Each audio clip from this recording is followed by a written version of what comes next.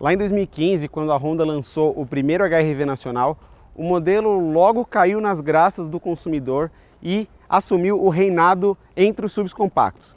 Mas esse reinado durou bem pouco tempo, porque a concorrência chegou em peso e o HR-V acabou perdendo espaço. Agora, em 2022, a Honda traz para o Brasil uma nova geração do HR-V, a terceira, sendo que a segunda vendida e produzida aqui no Brasil.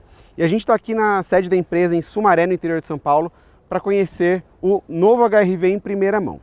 Daqui para frente eu vou contar quase tudo para vocês em termos de motorização, design e equipamentos. Quase tudo porque a gente ainda não tem o preço. A Honda vai soltar essas informações só em agosto, quando a pré-venda começar.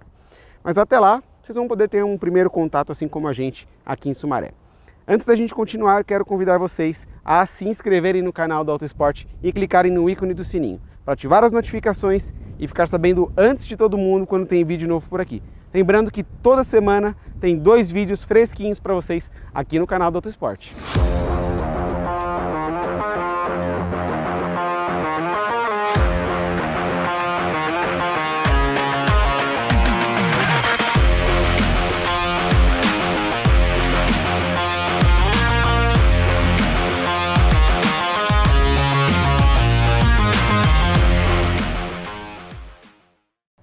Primeira coisa que eu quero contar para vocês é que o novo HR-V será vendido em 4 versões: EX, EXL, Advance e Touring.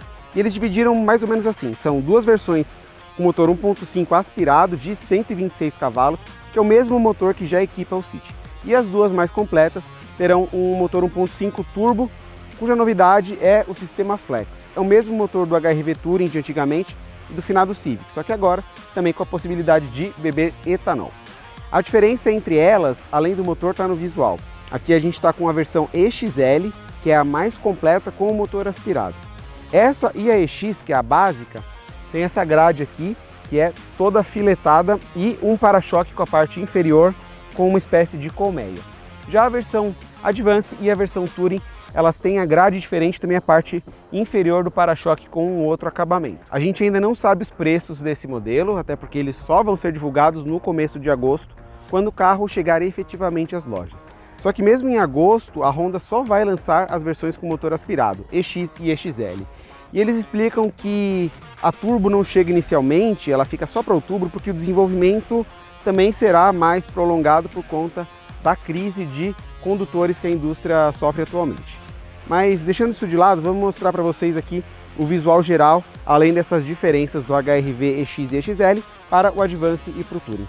Todas as versões são equipadas com farol Full LED. Aqui a gente tem uma peça super afilada, bem bonita. A diferença é que todas, menos a Touring, tem aqui o acabamento mais escurecido. A Touring tem esse acabamento cromado. A gente também tem um capô bem prolongado com alguns vincos e aqui a gente tem o logo da Honda na frente. Esse carro tem várias funções de condução semi-autônomas, mas aqui a gente tem um logo convencional. Isso porque as funções são controladas por uma câmera de alta resolução que fica posicionada ali no para-brisa. Chegando na lateral do HR-V, a gente começa o nosso passeio pelas rodas. Aqui a gente tem de 17 polegadas e esse é o tamanho padrão para todas as versões do HR-V. O que muda é o desenho. Aqui na EXL a gente tem um desenho um pouco mais simples com esse acabamento na cor grafite. A Honda explicou que não optou por rodas maiores, 18 ou 19 polegadas, como em alguns concorrentes, por uma questão de conforto. Essas rodas conseguem equilibrar melhor um visual com o conforto dos ocupantes. Seria possível colocar uma roda de 18, por exemplo, mas aí acabaria penalizando o conforto de quem vai lá dentro.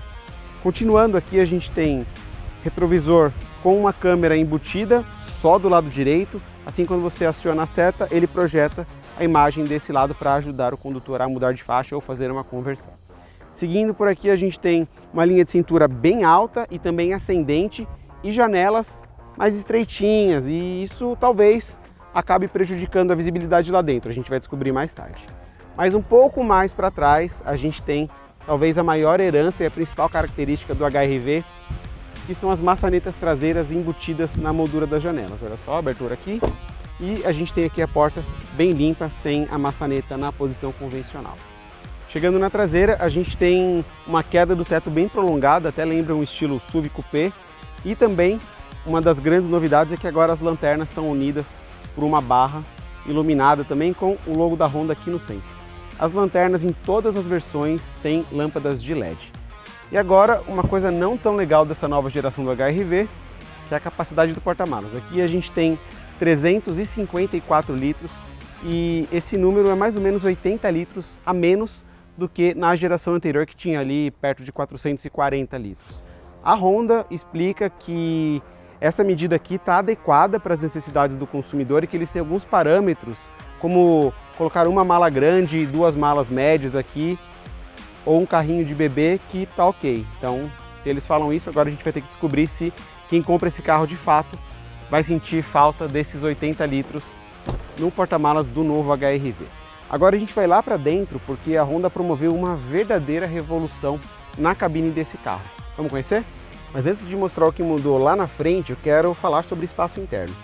1,73 é a minha altura e eu continuo muito confortável nessa nova geração do HR-V.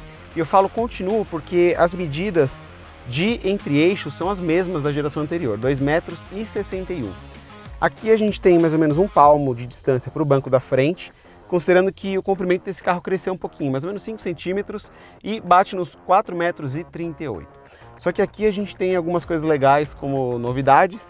É o caso das saídas de ventilação, está disponível em todas as versões, e de um porta-copos aqui na lateral da porta. É bem legal, eles aproveitaram de uma forma muito inteligente esse compartimento.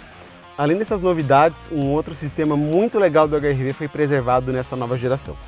É o sistema de rebatimento dos bancos traseiros Magic Seat, também presente no Seat Hatch e nos finados Fit e WR-V.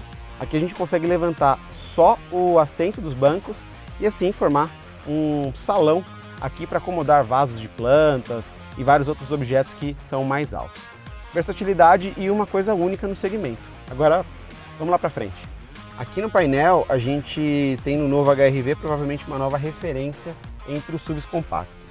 O salto evolutivo é gigantesco e eu quero começar falando desse salto evolutivo do quadro de instrumentos. Quem lembra do cluster do modelo anterior, com certeza não tem boas recordações. Era bem antiquado, uma telinha pequena do computador de bordo, monocromática. Aqui a gente tem uma evolução, ainda com instrumentos analógicos nessa versão XL, mas com um computador de bordo colorido e com tela de 4,2 polegadas. Seguindo, a gente tem um volante também totalmente novo. Ele é bem parecido com o do City, mas essa parte central é diferente, essa almofadinha aqui é redonda. Temos aqui uma central multimídia com tela de 8 polegadas, ela tem um tubo atrás, lembra aquelas TVs mais antigas, mas a central em si é bem moderna, inclusive com Android Auto e Apple CarPlay sem fio. Seguindo, a gente tem os comandos de ventilação ao centro, bem ao estilo mais recente da Honda, com botões giratórios aqui, e nessa versão XL com apenas uma zona de temperatura, o ar é digital. Nas versões mais completas, o ar-condicionado tem 2 zonas de temperatura. Descendo um pouquinho mais, temos 2 entradas USB do tipo convencional e um nicho para celular. Mais abaixo ainda, outro nicho para celular, e aqui também nas versões mais equipadas, o carregador de smartphone por indução. Alavanca de câmbio convencional, idêntica à do City. Temos também no console central o freio de estacionamento eletrônico, o auto-hold para o freio, a função do modo de economia de combustível e também uma outra novidade do HR-V, que é o HDC, o auxílio de descidas. Esse carro consegue ajustar para velocidades entre 3 e 20 km por hora e fazer essas descidas de forma automática e bem mais suave. Falando sobre acabamento, ele é bem bom, a gente tem sim texturas de plástico duro, mas elas são de boa qualidade, a montagem é muito boa. E olha que aqui a gente está num carro de pré-série, esse carro ainda vai passar por melhorias até que a produção regular comece. A gente tem aqui algumas texturas mais sensíveis ao toque, partes com plástico de cor preta e acabamento brilhante e também algumas seções cromadas. Esse carro tem uma falha entre a lista de equipamentos, que é a ausência do teto solar. Em nenhuma versão do HR-V você vai encontrar esse equipamento. A Honda explica dizendo que nas clínicas que eles fizeram com os consumidores, esse item não foi considerado essencial.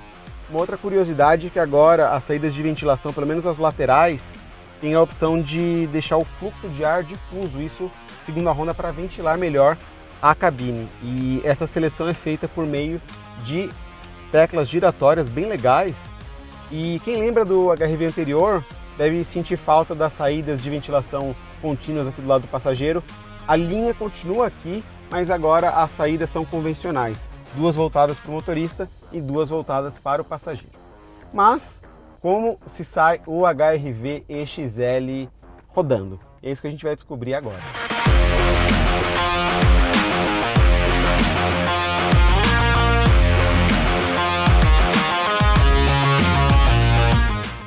Pessoal, a gente está aqui na pista de testes da Honda na fábrica de Sumaré. Esse é um primeiro contato com o HR-V, então aqui a gente vai rodar um pouco só para conhecer o carro. Mais para frente a gente vai ter a oportunidade de testar esse carro mesmo em mais condições, em vias fora aqui da fábrica, para ter esse feeling mais completo do carro. Então aqui a gente tem só um primeiro contato com umas pinceladas de impressões desse carro. A gente está nessa pista que está chacoalhando bastante, que esse trecho aqui simula as nossas ruas brasileiras com asfalto sempre liso, quase sem buracos e sem ondulações, né? Só que não.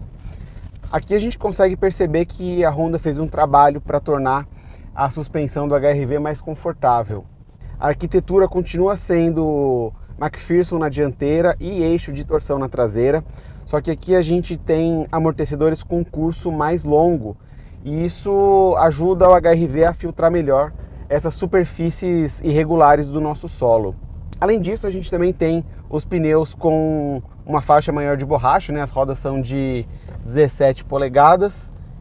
Exatamente aqui, no caso, a forma não ganhou da função, a função ganhou da forma. Esteticamente não é tão legal, né? Uma rodinha maior ficaria bacana no HR-V, mas eles preferiram uma roda menor para aumentar o nível de conforto desse carro. Aqui debaixo do capô a gente tem um motor 1.5 aspirado de 126 cavalos.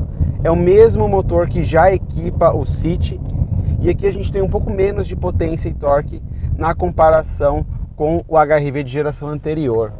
São 14 cavalos a menos na potência, a geração anterior tinha 140, aqui a gente tem 126. O torque é 1,6 kgfm a menos do que na geração anterior, e esse carro está um pouquinho mais pesado. Mas nesse rápido contato, a gente consegue ver que esse motor é suficiente para o HR-V. Mas o ponto principal é que esse carro está mais econômico e ele deve ser uma das referências entre os SUVs compactos no aspecto do consumo de combustível. Eu vou colocar para vocês na tela todos os números de consumo e vocês vão perceber que para um SUV compacto esse carro é bem econômico até. Além disso, o HR-V tem um câmbio CVT com simulação de 7 marchas em todas as versões. Ele já não tinha câmbio manual há algum tempo na geração anterior e agora a Honda reforçou esse posicionamento. Uma outra coisa que a Honda quer reforçar é que esse carro subiu na vida em termos de equipamentos. Aqui a gente tem o pacote Honda Sensing em todas as versões. O Honda Sensing é um pacote de assistências ao condutor que estreou no Brasil com o Accord e também está presente no City.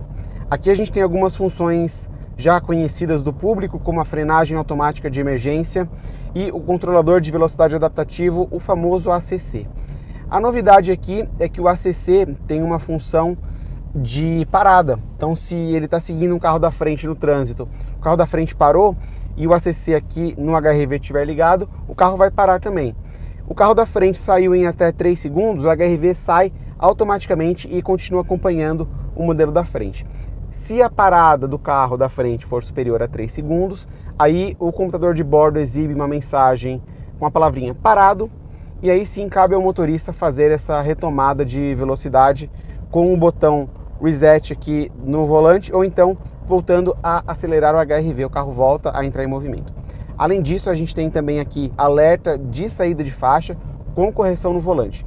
Se esse recurso não estiver ligado e mesmo assim o motorista sair da faixa de rolagem, o carro emite um alerta com uma vibração no volante, e se ainda assim o motorista estiver muito distraído e não retomar a trajetória, aí o carro faz isso sozinho. Todo esse trabalho de suspensão da Honda deixou o HR-V bem mais confortável. Esse carro tem um nível de conforto bem alto, também deve ser uma das referências desse segmento, e a direção continua super responsiva. A Honda falou que ela está um pouquinho mais direta, mas o foco desse carro, como eles deixaram claro várias vezes, é o conforto. A esportividade mesmo e o desempenho mais legais devem ficar por conta do 1.5 turbo, que só chega em outubro.